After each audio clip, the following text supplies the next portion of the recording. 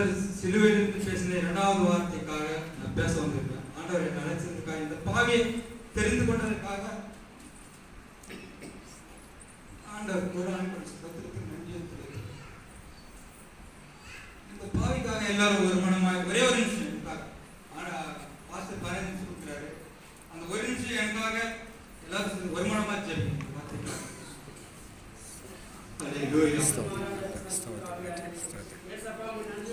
స్తోత్రం కర్త స్తోత్రం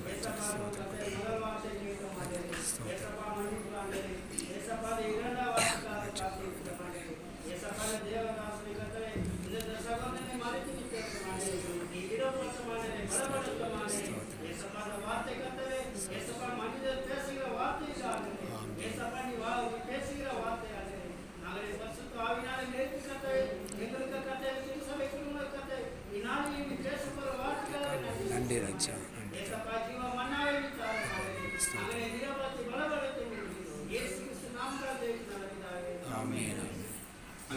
அல்லேலூயா. தலைப்பு ரட்சிப்பு என்ற வார்த்தைக்காக நான் பேச முடியும். முதலாவது ரட்சிப்புன்னா என்ன எனக்கு தெரியாது, நான் உங்களுக்கு தெரியும். ரட்சிப்பு என்ன?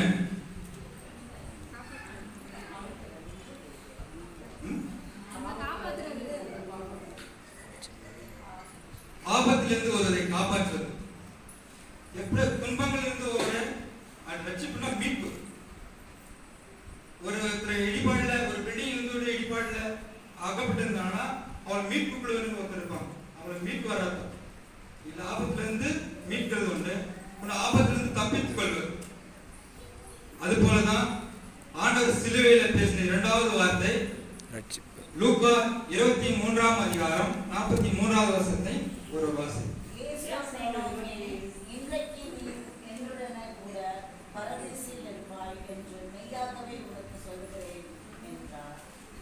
இயேசு அவரை நோக்கி, இன்றைக்கு நீ என்னோட கூட பரதேசில் இருப்பாய் என்று மெய்யாகவே உனக்கு நான் சொல்லுகிறேன் என்றார். இன்றைக்கே நான் உனக்கு சொல்ல, மெய்யாகவே நீ என்னோட கூட பரதேசில் இருப்பாய் என்று ஆண்டவர் ஒரு யாருக்கு வாக்குத்தத்தம் கொடுக்கிறார்? நமக்கு ஒரு கல்வனை கொடுக்கிறார். அந்த கல்வனுக்கு ஏன் கொடுக்கணும்? ஆண்டவர் இரண்டு கல்வருக்கு மத்தியில ஏன் அவர் நிறுத்தப்பட்டிருக்கணும் அப்படின்னு பார்த்தா, ஏசாயா 53ஆம் அதிகாரம் 12வது வசனத்தில் பார்த்தா நம்ம வாசித்து கேட்டோம். அவர் தம்முடைய ஆத்துமாவை மரணத்தில் ஊற்றி அக்கிரமக்காரில் ஒருவராக எண்ணப்பட்டு அநேகருடைய பாவத்தை சுமந்து தீர்த்தார் என்ற தீர்க்க தரிசனால எழுதப்பட்டிருக்க அந்த வாக்கு தத்துவம் நிறைவேறதுக்காக இரண்டு கல்லரின் வடிவில் ஆண்டவர் அழையப்பட்டார். அப்போ ஆண்டவர் பார்த்து சொல்றாரு, ஒரு கல்லனை பார்த்தா சொல்றாரு, நீ என்னோட கூட பரதேசில் இருப்பாய். அப்ப இன்னொரு கல்லனை பார்த்து ஏன் அவர் சொல்லல? அவன் மனம் மாறவில்லை. அவர் ஆண்டவர் என்ன ஒரு அன்பு பாருங்க. அவர் ஃபர்ஸ்ட் அவர் மரண நேரத்துல கூட அவரு உயிரோட போறாரு, ரெண்டு கல்லனும் உயிரோட போறாங்க. அப்போ ஒரு கல்லனை பார்த்து நீ இன்று என்னோட கூட பரதேசி இருப்பேன்னு சொல்றாரு, இன்னொரு கல்லனை பார்த்து சொல்ல. அவர் ஏன் சொல்லலன்னு பார்த்தா, அதே லூக்கா 23ஆம் அதிகாரம் 39வது வசனத்தை வாசிக்கும்.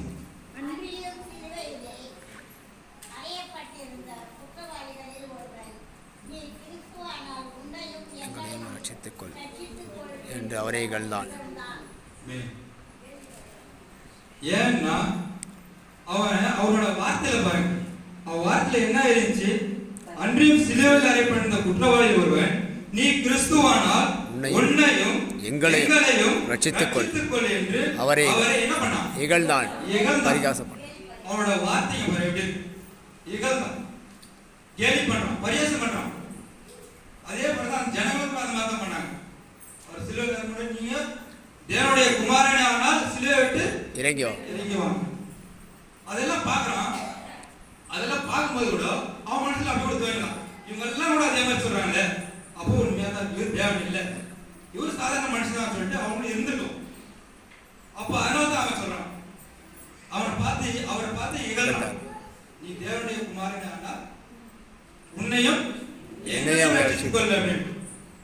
அந்த மாதிரி வார்த்தை அவனை மற்றவங்களை பார்த்து இகழ்றது, அந்த மாதிரி வார்த்தை நம்ம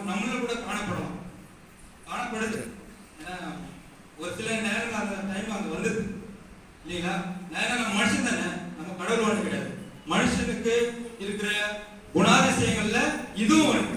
இகழ்வு, மற்றவரை பார்த்து கேலி பண்றது, பரியாசம் பண்றது. ஆனா அது வந்து கிறிஸ்துவுக்கு ஏதுவானது அல்ல என்று ஆண்டவர் ஒரு எந்த டைம்ல உரைக்கிறார். அப்போ இன்னொரு கல்வனை பார்த்து ஆண்டவர் சொல்றாரு.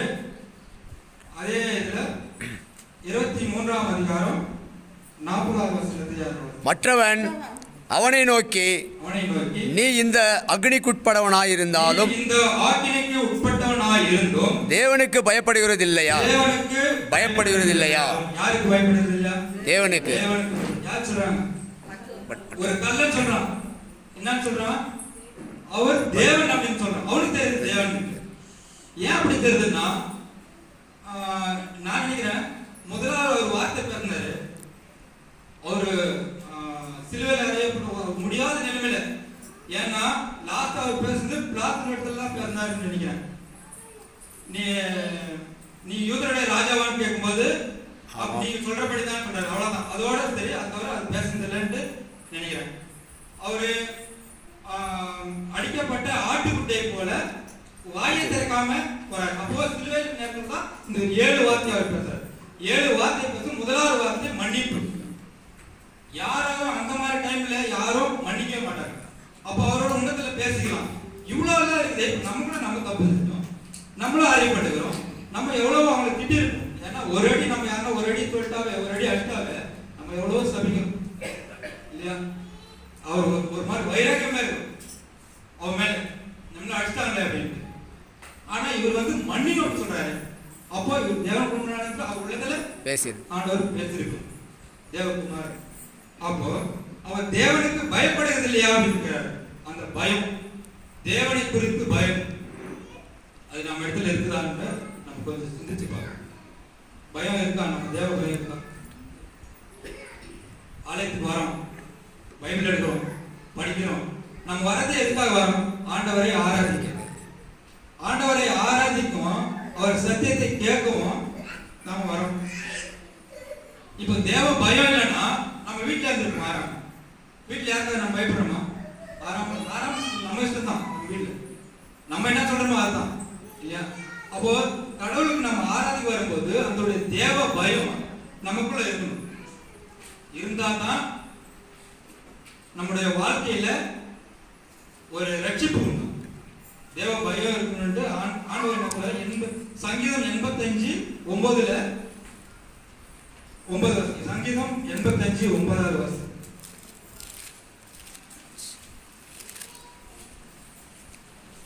நம்முடைய தேசத்தில் ரட்சிப்பு பயந்தவர்களுக்கு சமீபம்.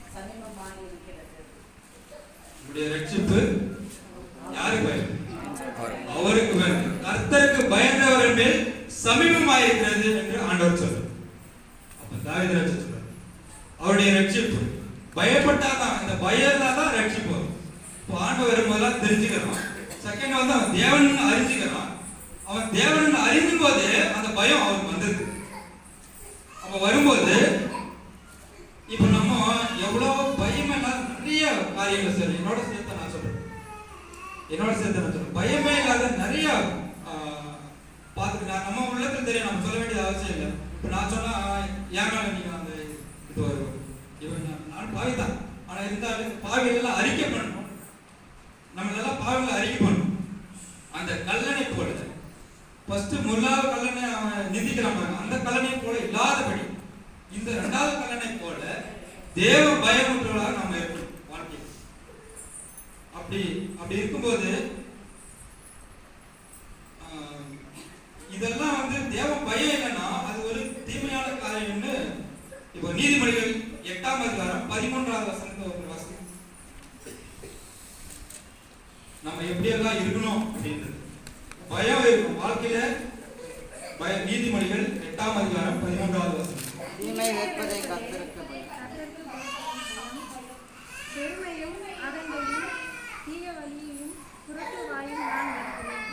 தீமையை வெறுப்பதே கர்த்தருக்கு பயம். அப்போ தீமை என்ன தீமை நமக்கு தெரியல. தீமை என்னென்ன இருக்கு நம்மளும் என்னென்ன தீமை இருக்கு நமக்கு தெரியும். அப்போ அந்த தீமையை வெறுத்தாதான் நம்ம கர்த்தருக்கு பயப்படும். இன்னொன்னு கர்த்தருக்கு பயந்தா தான் நம்ம தீமையை வெறுக்கணும். இது ரெண்டும் வருது. ஒண்ணு தீமையை வெறுக்கணும். தீமையை வெறுத்தா ஆல்ரெடி கர்த்தரோட பயம் வந்துடும். கர்த்தரோட பயம் வந்துச்சுன்னா தீமை வெறுக்கணும். நான் அப்படித்தான் ஒன்னொன்னா நான் தெரிஞ்சு வந்தேன். கடவுளோட பயம் என்னோட கொஞ்சமா, ஏன்னா வேற எதுவும் போக முடியல. ஏன்னா நான் பாவியான மனுஷன் தான் நான் பாவி ஏன் சொல்றேன்னா, நான் பாவியா இருந்தா தான் நான் பாவின்னு சொல்றேன். அதை நான் அறிக்கை ஆண்டவர் அந்த தீமையெல்லாம் வெறுத்ததுனால ஆண்டவர் இன்னைக்கு என்ன வந்து இங்க நிறுத்தி வச்சிருக்காரு நினைக்கிறேன். நான் எனக்கு ஆண்டவருக்கு நான் நன்றி சொல்றேன். அப்போ 23வது 41வது வசனம் நாமோ நியாயப்படி தண்டிக்கப்படுகிறோம், நாம் நடப்பித்தவைகளுக்கு தக்க பலனை அடைகிறோம், இவரோ தகாத தொந்தரையும் நடப்பிக்கவில்லையே என்று அவனை கடிந்து கொண்டு. நல்ல நியாயம் பேசுறோம். நாமோ நியாயப்படி தண்டிக்கப்படுகிறோம், நாம் நடப்பித்தவர்களுக்கு தக்க பலனை அடைகிறோம், இவரோ தகாததொன்றும் நடப்பிக்கவில்லையே என்று அவனை கடிந்து கொண்டு. அவன் ரெண்டு பேரும் ஒரே கூட்டாளி தான், ரெண்டு கலர் தான், ஒரே கூட்டாளி தான். அவனை பார்த்து இப்ப பேசினா அவரை மேலே இன்னொரு கலனை பார்த்து இவரும் பேசிட்டோம். ஆண்டவர் ஆனா இவரோட விடுதலை ரெண்டு கலன் நம்ம அந்த நீங்க நம்மளும் தான் கூட ஆண்டவர் இப்போ நம்ம யாரோ விழுத்த நம்ம பேசணும்.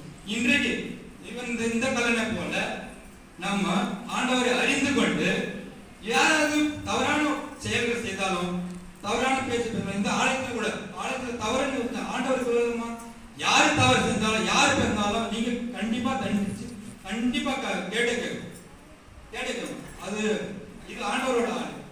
நாம் வந்து கிறிஸ்துவர்கள் என்ன, கிறிஸ்துவர் வந்து கிறிஸ்துவ அப்படின்னு சொல்லிட்டு நம்மளை பார்த்து அவன் தெரிஞ்சுக்கணும்.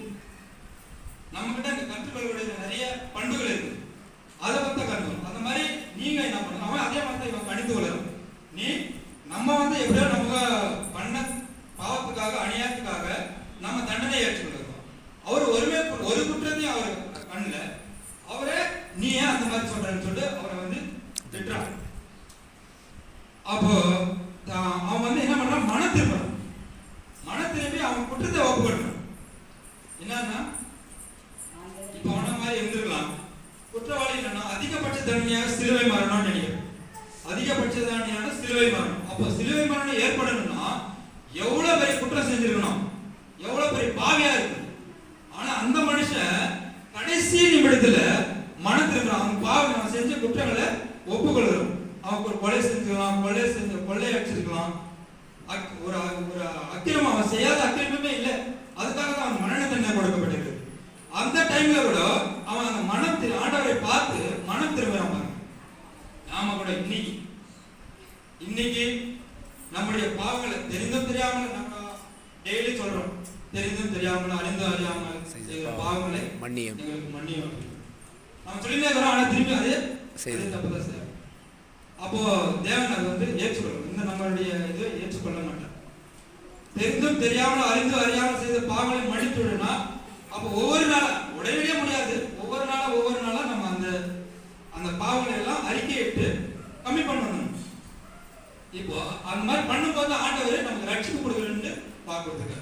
இப்போ சகேவை பார்த்தீங்கன்னா சகேவை வந்து என்ன பண்ணாரு, இந்த காலையில் போடலாம். சகேவை ஃபர்ஸ்ட் வந்து ஆண்டவரை தெரிஞ்சுக்கிறார். ஆண்டவரை பற்றி அவர் தெரிஞ்சுக்கணும்னு அவரோட உள்ளத்துல ரொம்ப ஆர்வம் போறாரு. எப்படினாலும் ஆண்டவரை நம்ம இன்னைக்கு பார்த்துடணும்.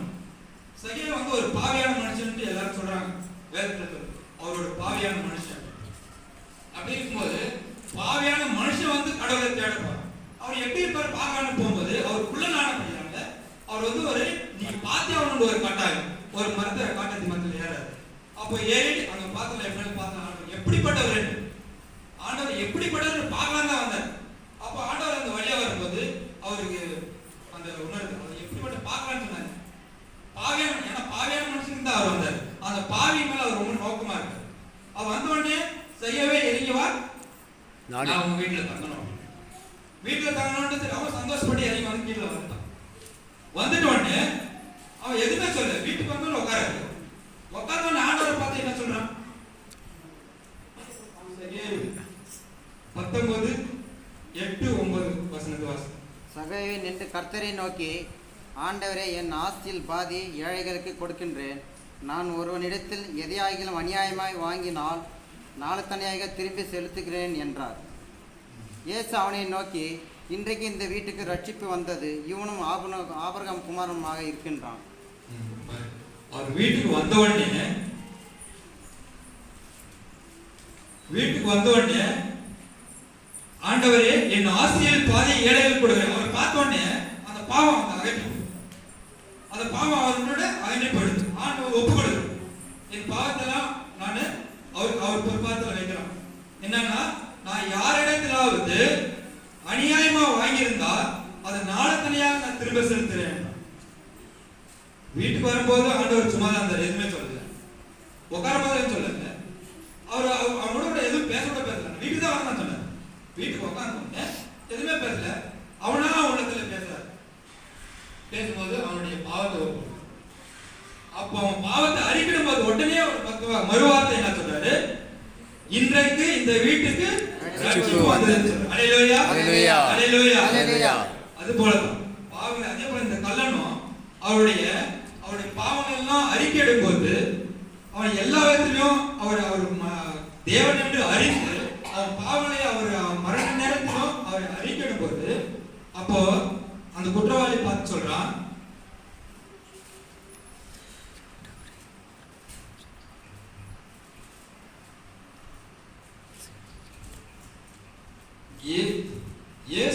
இயேசுவை நோக்கி, ஆண்டவரே, நீர் உம்முடைய ராஜ்யத்தில் வரும்போது அடியேனை நினைத்தருளும் என்று அந்த கல்லன் சொல்றான்.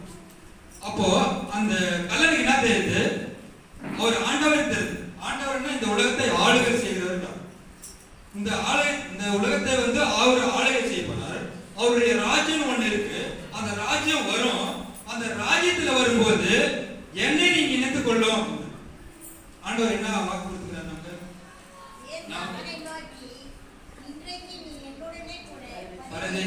இருப்பாய்.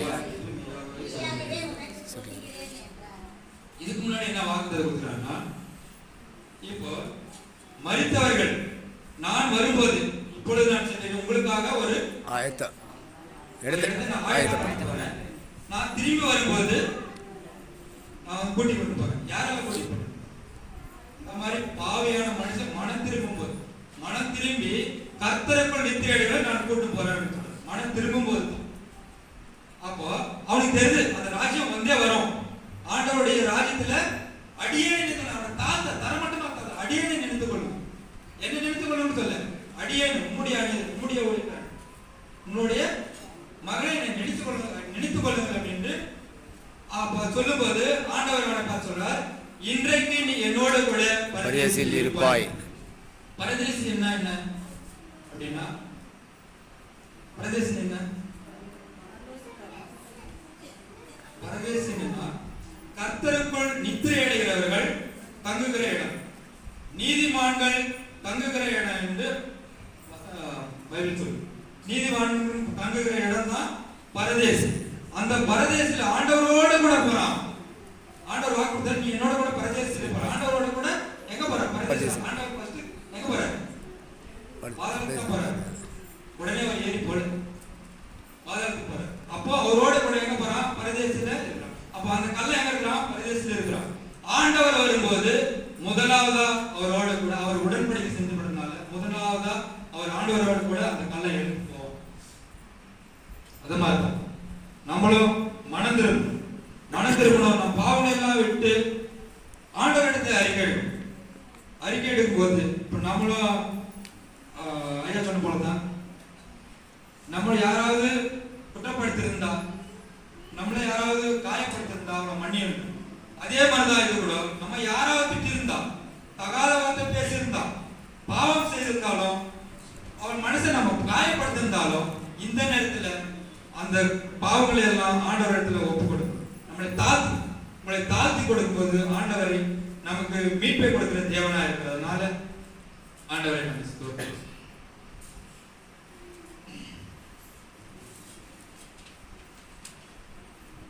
முதலாவது நம்ம இப்போ இந்த கல்லன் என்ன பண்ணா, அந்த கல்லன் மன திரும்பத்துக்கு காரணம் என்னன்னா, நம்மளெல்லாம் இப்போ வந்து பைபிள் எடுக்கிறோம். அப்போ வந்து ஆண்டவரோட கூட இருந்தவங்க தான் ஆண்டவரை பத்தி அறிஞ்சவங்க கூட இருந்தவங்க அறிஞ்சுக்கிறாங்க. அவரோட அற்புதங்களை அதிசயங்களை செஞ்சவங்க வந்து மனம் திரும்பினாங்க.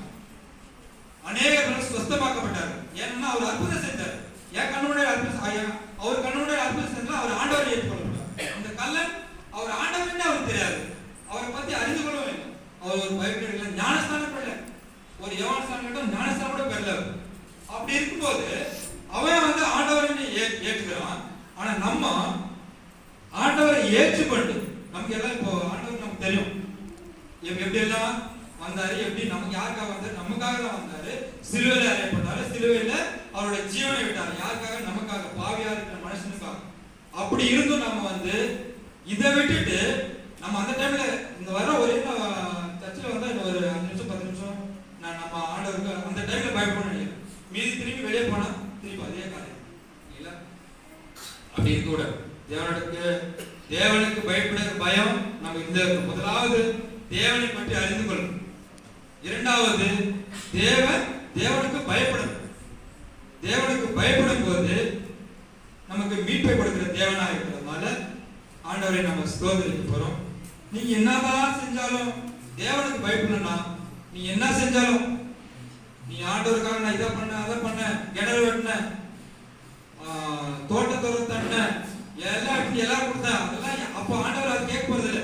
நான் உங்களுக்கு கேட்கறது அதெல்லாம் கேட்க நீ என்ன சொன்னாலும் ஆண்டவரே அவர் இடத்துல போகும்போது பைபிள் சொல்லுது நான் உங்களுக்காக நான் இதெல்லாம் பண்ணேன், உங்களுடைய நாமத்தால பிசாசை துரத்தினேன், உங்களுக்கு நாங்க ஊழியம் செஞ்சேன், உங்களுடைய நாமத்தால அநேக நோய்களை நான் போக்கினேன், நான் உங்களுக்காக எவ்வளவு பாடம் இந்த ஆலயத்துல கூட நான் எவ்வளவு கஷ்டப்பட்டாங்க, உங்களுக்காக ரத்தம் சிந்தினேன் அப்படின்னா எப்படின்னா ஆலயத்துக்கு கட்டினேன் இந்த மாதிரி பண்ணேன் உங்களுக்கு உங்க நாம இருந்தாலும் அப்படி பண்ண சொன்னா அப்ப அவர் என்ன பார்த்து என்ன சொல்றாரு, என் காது கேட்கப்படாது, எனக்காக நீ என்ன பண்ண, என்னுடைய கற்பனை நீ கை கொண்டியான்னு என்னுடைய கற்பனை நீ கை கொண்டியா, என்னுடைய கற்பனை கை கொண்டால் தான் நீ என்னோட கூட